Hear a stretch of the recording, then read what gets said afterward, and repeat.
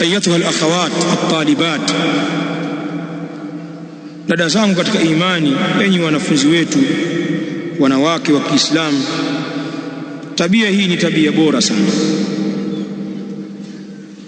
Ashukr fi an-ni'ma, mtu kuwa na tabia ya kushukuru katika neema tulizokuwa nazo.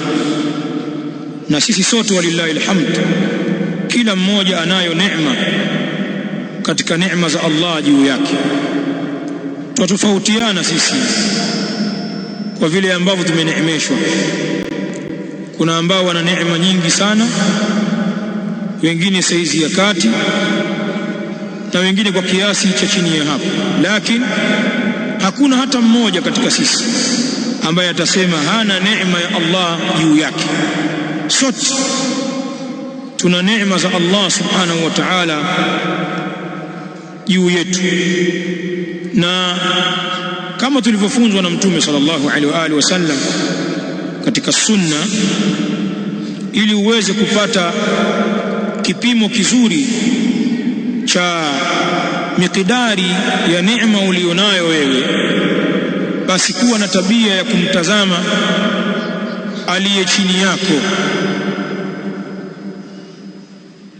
Mtazame wa chini yako katika mambo ya kidunia na mambo ya watu kufadhilishwa. Ukifanya hivyo utadiriki neema ya Allah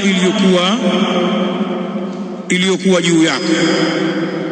Wewe ukiangalia uwezo uliokuwa nao wa akili, uwezo uliopewa wa afya,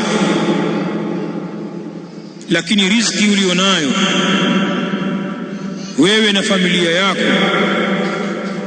na usahali wa maisha yanavyokuendea, lau ukiwatazama watu walio chini yako, wewe umewapita watu 100 ngapi? Wewe umewapita watu 1000 ngapi? Umewapita watu milioni ngapi? Kwa kipimo cha mtaa wenu tu, hebu jipime ulivyo wewe na watu waliokuzunguka mtaani kwenu, katika majirani na jamaa zako. Bila ya shaka ukitumia kipimo hicho utaona uliowapita ni wengi sana. Sasa kwa nini wajifanya huzioni neema za Allah kwako? Mbona wajitia upofu?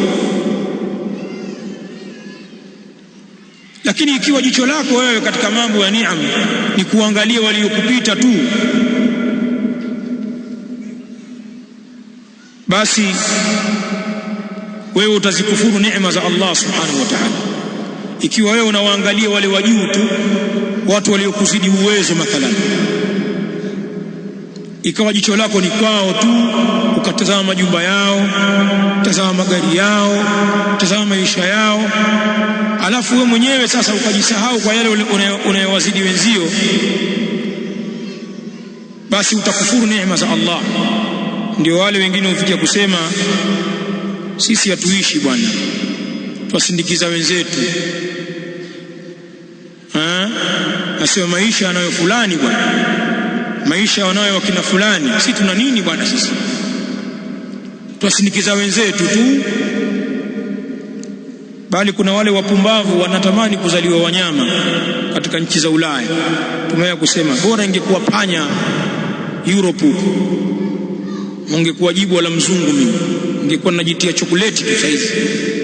Kinikuwa Afrika huku bwana, la, huyu anayesema hivi hajatazama walio chini yake katika watu wenye ulemavu, watu wenye shida, fukara, wenye kulala nje, wasiojua riziki yao yatoka wapi, wazururaji tu.